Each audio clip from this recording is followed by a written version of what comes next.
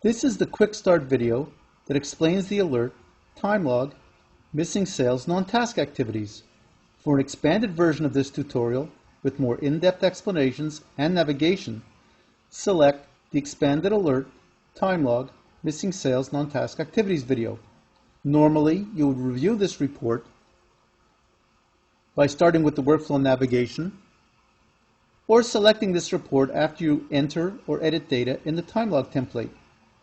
There are 3 tables in this alert that display alert results on the sales non-task activities level. This information gives you a clear illustration of how long it has been since you last reported any sales non-task activity and whether you may need to report on additional sales non-task activities in the time log. The first table, the last sales non-task activity in the time log, identifies the salesperson responsible, the number of days since the last sales non-task activity was entered into the time log database, and also identifies this last reported non-sales task activity. Reports the date and the day, the name of the non-task sales activity and the description, the number of hours that were scheduled in the schedule to work on this particular date for this particular activity, and the actual number of hours that were worked and logged in the time log. And we'll scroll down to the second of the 3 tables. So table 2 is the last sales non-task activity in the time log. In this case, it's by individual non-sales task activity. So it repeats the approach that we've seen in table 1, but in this case by individual activity.